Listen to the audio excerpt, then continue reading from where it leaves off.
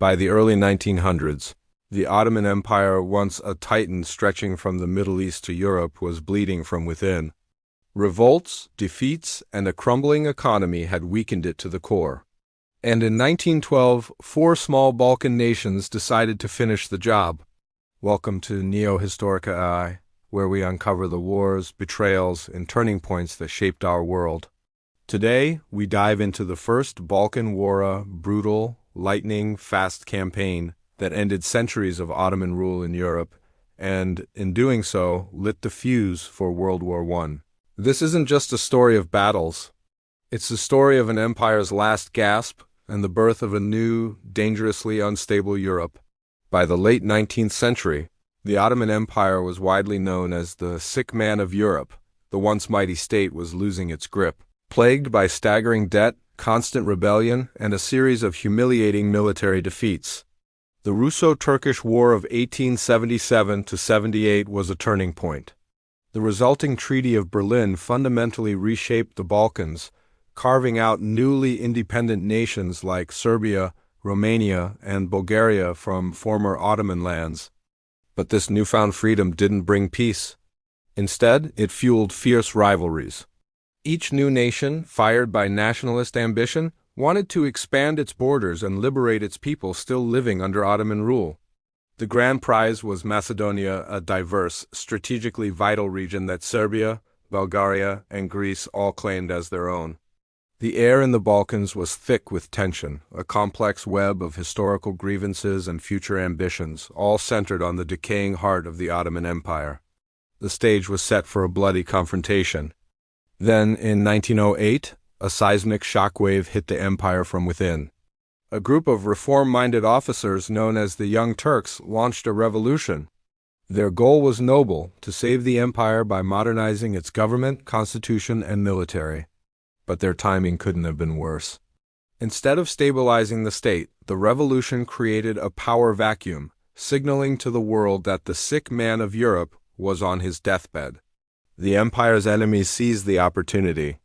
Austria-Hungary swiftly annexed the province of Bosnia and Herzegovina, a territory it had administered since 1878, outraging the Serbs who saw it as rightfully theirs.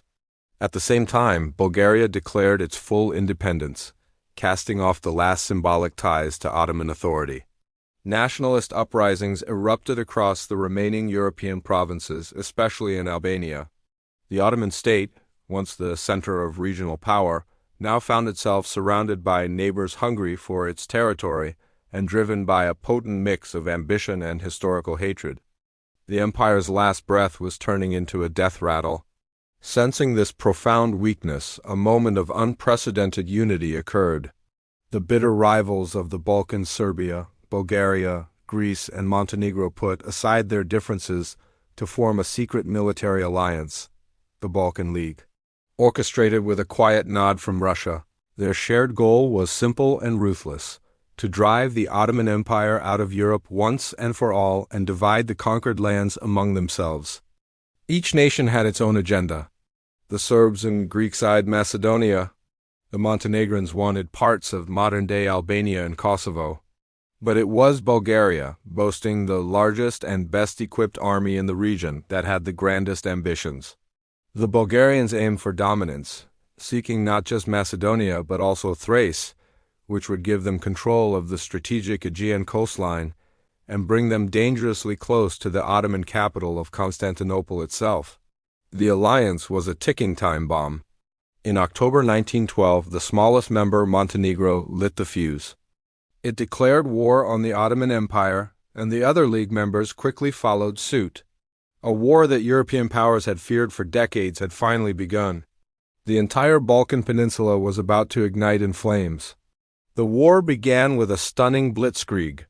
The Balkan League's armies attacked on multiple fronts, catching the Ottomans completely off guard. In the east, the main Bulgarian force surged into Thrace. At the battles of Kirkhilis and then Lubergaz, they delivered crushing blows to the main Ottoman armies, forcing them into a desperate, chaotic retreat. Within weeks, the Bulgarians were advancing on the Şatalya lines, the last line of defense before Constantinople. The capital itself was in a state of panic. Simultaneously, in the west, the Serbian army marched into Macedonia.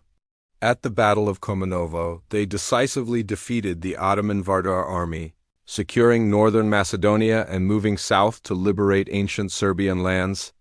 Meanwhile, the Greek army advanced from the south, racing against the Bulgarians to capture the prized port city of Salonika. The Greeks won the race, seizing the city and its vital harbor, a strategic victory that cut off Ottoman ability to land reinforcements by sea. The Ottoman armies were a disaster. They were poorly led, badly equipped, and outnumbered on almost every front. Internal political divisions, a lack of modern transportation, and the outbreak of cholera in the camps crippled their ability to fight back.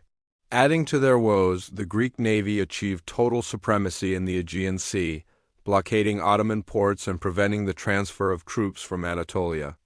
The war was turning into a complete rout. By November 1912, just over a month into the war, the Ottoman Empire had lost nearly all of its European territories, lands it had held for over 500 years. The collapse was catastrophic. Hundreds of thousands of desperate Muslim and Turkish refugees fled the advancing Balkan armies, creating a massive humanitarian crisis. They poured into Constantinople, a city already overwhelmed and unprepared for the influx. Hunger and disease, especially cholera, spread like wildfire through the makeshift refugee camps, claiming thousands of lives. The great powers of Europe, Germany, Austria-Hungary, Britain, and Russia watched with growing alarm. The swift, decisive victory of the Balkan League was redrawing the map of Europe before their eyes, and they scrambled to contain the fallout. Under immense international pressure, an armistice was signed and peace negotiations began in London. The resulting Treaty of London, signed in May 1913, formalized the Ottoman defeat.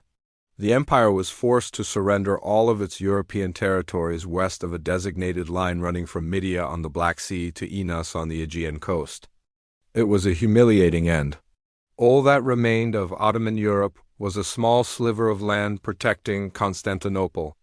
As part of the settlement, the great powers also insisted on the creation of a new independent state, Albania, a move designed to prevent Serbia from gaining a coastline on the Adriatic and to keep the regional powers in check. But the peace was fragile.